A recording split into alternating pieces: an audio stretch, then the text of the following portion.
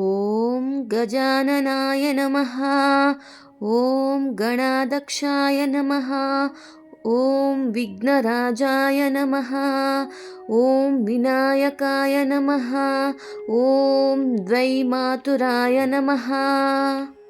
ॐ सुमुखाय नमः। ॐ प्रमुखाय नमः। ॐ सन्नुखाय नमः। ॐ कृतये नमः। ॐ ज्ञानदीपाय नमः। ॐ सुखनिधये नमः।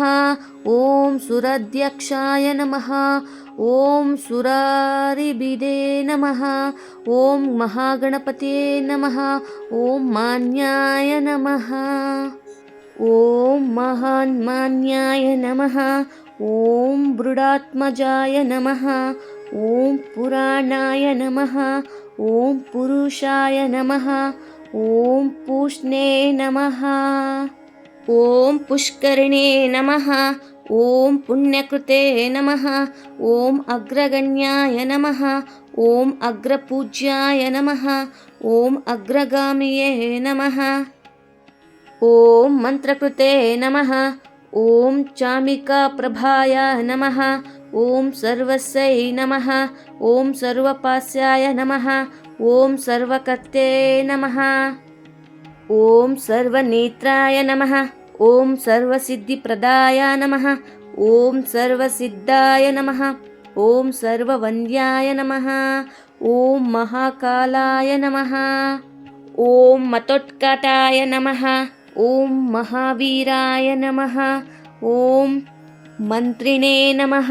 ॐ मङ्गलदाय नमः। ॐ प्रथमाचार्याय नमः। ॐ प्रज्ञाय नमः। ॐ प्रमोदाय नमः। ॐ मोदकप्रियाय नमः। ॐ त्रुतिमते नमः। ॐ मतिमते नमः। ॐ कामिन्ये नमः। ॐ कपिस्तपाननप्रिये नमः। ॐ ब्रह्मचारिणे नमः। ॐ ब्रह्मरूपिण्ये नमः। ॐ ब्रह्मविदे नमः। ॐ ब्रह्मवन्दिताय नमः। ॐ जिष्णवे नमः।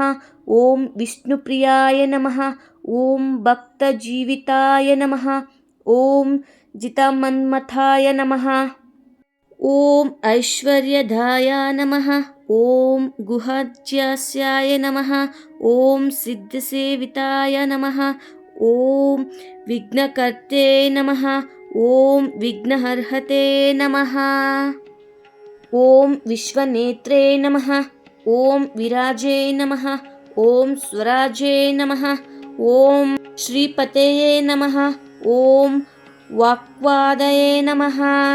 ॐ श्रीमते नमः। ॐ शृङ्गारिणे नमः। ॐ श्रितवत्सलाय नमः। ॐ शिवप्रियाय नमः। ॐ शीघ्रकारिणे नमः। ॐ शाश्वताय नमः। ॐ शिवनन्दनाय नमः। ॐ बलोत्कटाय नमः। ॐ भक्तनिधये नमः। ॐ भागवगम्याय नमः। ॐ भवात्मजाय नमः। ॐ महिते नमः। ॐ मङ्गलदायिने नमः। ॐ महेशाय नमः। ॐ महिताय नमः। ॐ सत्यधर्मिणे नमः। ॐ सदाधाराय नमः। ॐ सत्याय नमः। ॐ सत्यपराक्रमाय नमः। ॐ शुभङ्गाय नमः। ॐ शुभ्रदादन्ताय नमः। ॐ शुभदया नमः। ॐ शुभविग्रहाय नमः। ॐ पञ्चपातकनाशिने नमः। ॐ पार्वतीप्रियनन्दनाय नमः।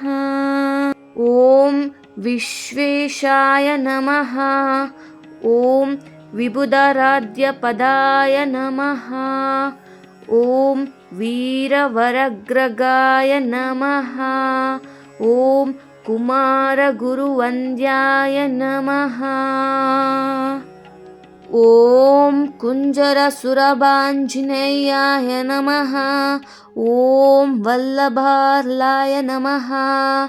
ಓಂ ವರಭಯಕರಾಂಬುಜಾಯ ನಮಃ. ಓಂ ಸುಧಕಲಾಶಹಸ್ತಾಯ ನಮಃ. ಓಂ ಸುಧಕರಳಾಧಾಯ ನಮಃ. ಓಂ ಪಂಚಹಸ್ತಾಯ ನಮಃ. ಓಂ ಪ್ರಧಾನೇಶಾಯ ನಮಃ. ಓಂ ಪುರತನಾಯ ನಮಃ. ಓಂ ವರಸಿದ್ಧಿವಿನಾಯಕಾಯ ನಮಃ. ಓಂ ಮಹಾಬಲಾಯ ನಮಃ. ಓಂ ಹಿರಂಬಾಯ ನಮಃ. ಓಂ ಲಂಬಜಟಾರಾಯ ನಮಃ. ಓಂ ಅಶ್ವಗ್ರೀವಾಯ ನಮಃ. ಓಂ ಮಹೋದಾಯ ನಮಃ.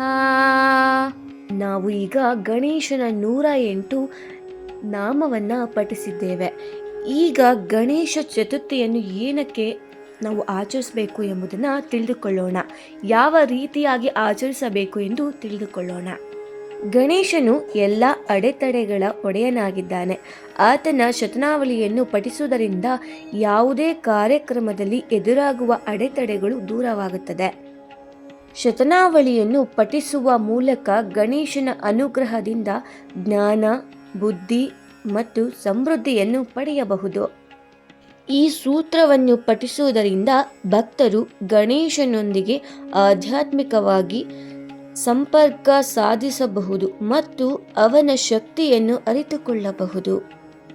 ಗಣೇಶ ಶತನಾವಳಿಯನ್ನು ಪಠಿಸುವುದರಿಂದ ದೈಹಿಕ ಮತ್ತು ಮಾನಸಿಕ ಆನಂದ, ಶಾಂತಿ ಮತ್ತು ಸಂತೋಷ ದೊರೆಯುತ್ತದೆ.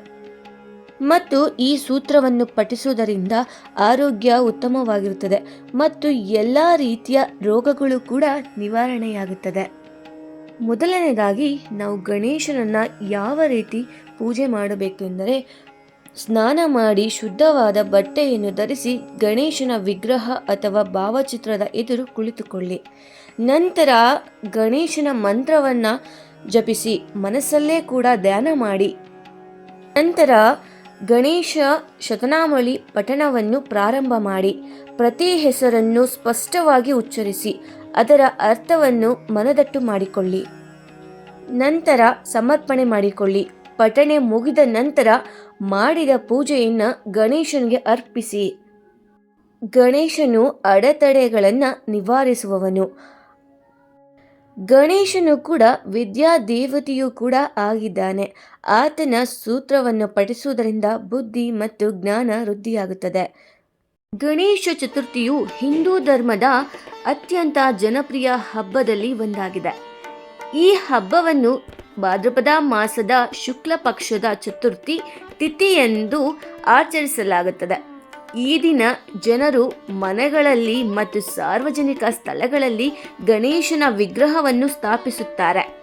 ಗಣೇಶನಿಗೆ ಮೋದಕ, ಹಣ್ಣುಗಳು ಮತ್ತು ಗರಿಕೆಯನ್ನು ನೈವೇದ್ಯವಾಗಿ ಅರ್ಪಿಸುತ್ತಾರೆ. ಹಬ್ಬದ ಅವಧಿಯಲ್ಲಿ ಭಕ್ತರು ಪೂಜೆ, ಆರತಿ ಮತ್ತು ಭಜನೆಗಳನ್ನು ಕೂಡ ನಡೆಸುತ್ತಾರೆ. ಗಣೇಶ ಚತುರ್ಥಿಯಂದು ಚಂದ್ರನನ್ನು ನೋಡಬಾರದು ಎಂಬ ನಂಬಿಕೆಯೂ ಕೂಡ ಇದೆ. ಹಬ್ಬದ ಕೊನೆಯಲ್ಲಿ ಗಣೇಶನ ವಿಗ್ರಹವನ್ನು ನೀರಿನಲ್ಲಿ ವಿಸರ್ಜನೆ ಮಾಡಲಾಗುತ್ತದೆ. ಈ ಹಬ್ಬವು ಜ್ಞಾನ, ಸಮೃದ್ಧಿ ಮತ್ತು ಅಡೆತಡೆಗಳ ನಿವಾರಣೆಯ ಸಂಕೇತವಾಗಿದೆ. ಈ ಹಬ್ಬವನ್ನು ವಿಶೇಷವಾಗಿ ಮಹಾರಾಷ್ಟ್ರ ಮತ್ತು ಕರ್ನಾಟಕದಲ್ಲಿ ಬಹಳ ವಿಜೃಂಭಣೆಯಿಂದ ಆಚರಣೆ ಮಾಡುತ್ತಾರೆ. ಕೆಲವರು ಈ ದಿನ ಉಪವಾಸ ಕೂಡ ಮಾಡುತ್ತಾರೆ. ಗಣಪತಿಯು ತಾಯಿ ಪಾರ್ವತಿ ಮತ್ತು ಭಗವಾನ್ ಶಂಕರನ ಕಿರಿಯ ಮಗ.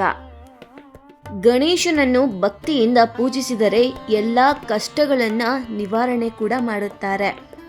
ನಿಮ್ಮ ಇಷ್ಟಾರ್ಥಗಳು ಕೂಡ ಪ್ರಾಪ್ತಿಯಾಗುತ್ತದೆ.